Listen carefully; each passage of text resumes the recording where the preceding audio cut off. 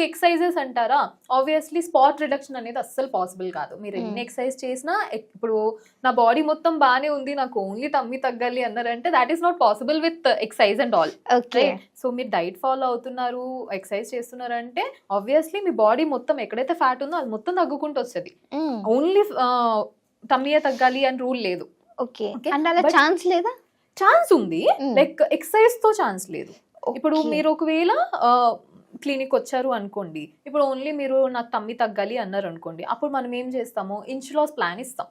Okay, inch loss plan only ఆ target area ఏదైతే ఉందో, ఇప్పుడు టమ్మీ ఉంది, టమ్మీలో మనం ఏం చేస్తాం, ఆ ఏవైతే సెల్స్ ఉన్నాయో వాటిని ఫ్రీజ్ చేసుకుంటాం. సో దాట్ ఆ సెల్స్ కి నరిష్మెంట్ వెళ్ళకుండా మీకు లోపల ఫ్యాట్ బిల్డప్ ఏదైతే ఉందో అది మెల్ట్ అయిపోయే ఛాన్సెస్ ఉంటాయి. సో తర్వాత లింఫాటిక్ డ్రైనేజ్ మసాజెస్ ఇవన్నీ చేస్తారనమాట.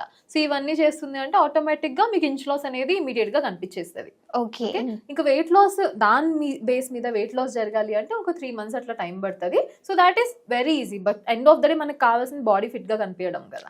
So these are some few ways అన్నమాట. మనం డైట్ త్రూ వెళ్ళొచ్చు, ట్రీట్మెంట్స్ త్రూ వెళ్ళొచ్చు, ఇంచ్ లాస్ ప్లాన్స్ త్రూ వెళ్ళొచ్చు. So there are many things, but before that everything మనం ప్లాన్ చేసుకునే ముందు బాడీ టైప్ తెలియాలి, మీ లైఫ్ స్టైల్ తెలియాలి. బికాస్ నేను ఇప్పుడు ర్యాండమ్ డైట్ ఇవ్వలేను. మీ లైఫ్ స్టైల్, మీ కిచెన్లో ఏమేమి ఫుడ్స్ ఉన్నాయి, మీరు ఏది ఫుడ్ తినడానికి ఇష్టపడతారు, ఏది ఎలర్జీకి ఉన్నారు, దేనికి ఏ ఫుడ్కి ఎలర్జీకి ఉన్నారు, ప్రతిదీ తెలిస్తేనే మనం ఏదైనా చేయగలుగుతాం.